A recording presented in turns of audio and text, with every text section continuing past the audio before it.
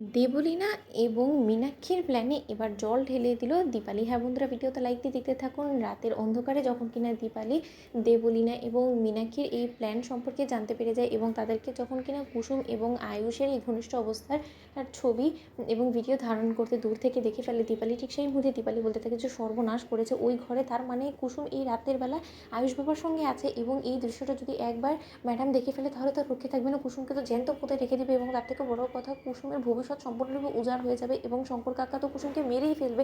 এবার আমি কী করবো, কী করে এবার এই অঘটন ঘটা থেকে আমি আটকাবো? কারণ যেভাবে দেবলীনা এবং এই মীনাক্ষী ম্যাডাম উঠে পড়ে লেগেছে, এতে করে তো কাল সকাল হওয়া মাত্রই গাঙ্গুলি পরিবারে নতুন করে এক অশান্তির সৃষ্টি হবে এবং সেই অশান্তি যে করে হোক না কেন আমাকে আটকাতেই হবে। কিন্তু তার আগে আমি তাদের এই ধারণ করা ভিডিওটা কী করে ডিলিট করবো, তাদের ফোন থেকে কিছুতে আমার মাথায় ঢুকছে না। ঠিক সেই মুহূর্তে যখন এটা দেবলীনা বলতে থাকে মীনাক্ষীকে যে আন্টি আমাদের কাজ করা আমাদের হয়ে গিয়েছে, এবার বরঞ্চ কুসুম এবং আয়ুষকে সবটা বুঝে নিতে। তো তার পরবর্তীতে কাল সকালে ভোরের আলো ফোটা মাত্রই এই পরিবারে নতুন এক অশান্তির সৃষ্টি হবে এবং সেই অশান্তিতে দাও দাও করে জ্বলে পুড়ে ছারখার হয়ে যাবে কুসুম এবং আয়ুষের জীবন।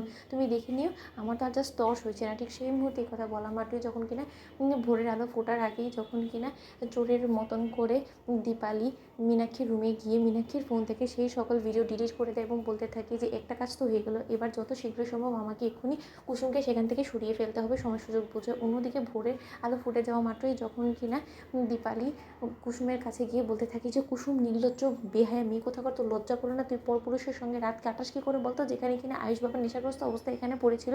সেই নেশাগ্রস্ত ছেলের কাছে এসে তুই নিজের জীবনটাকে আরও বেশি উজাড় করে দিলি কুসুম। তুই বুঝতে পারছিস না যে এতে করে তোর চরিত্র নিয়ে লোকে চার পাঁচটা কথা বলবে এবং তখন তুই কারো মুখ ধরে আটকাতে পারবি না। তখন তোর কুকীর্তি যখন কিনা তোর বাবা জানতে পারবে তখন যে তোকে আর রক্ষে দিবে না, তুই সেটা জানিস না। এবং তার থেকে বড় কথা, আয়ুষ বাবার সঙ্গে তোকে যদি একবার কেউ হাতে নাতে ধরে ফেলে তাহলে তুই বুঝতে পারছিস সেই বাড়িতে নতুন করে এক অশান্তির সৃষ্টি হবে কুসুম।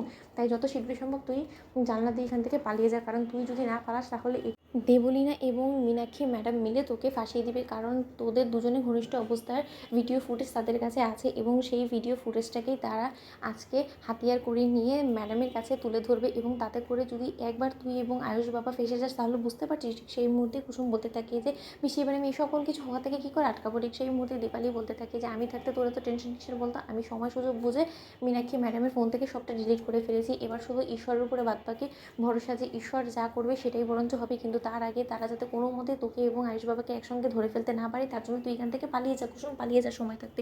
অন্যদিকে যখন ভোরের আলো ফোটা মাত্রই মীনাক্ষী যখন ইন্দ্রাণীর কাছে ছুটে গিয়ে বলতে থাকে দিদি তুমি নিশ্চয়ই পুজোতে ব্যস্ত আছো, ওদিকে তো বিশাল বড় এক ঘটনা ঘটে গিয়েছে। ওদিকে আয়ুষের নেশাগ্রস্ত অবস্থায় বাড়ি ফেরা মাত্রই সেই সুযোগটাকে কাজে লাগিয়ে কুসুম আয়ুষের সঙ্গে এক ঘরে রাত কাটাচ্ছে। তো বন্ধুরা, লাইক এবং শেয়ার করে সাবস্ক্রাইব করুন।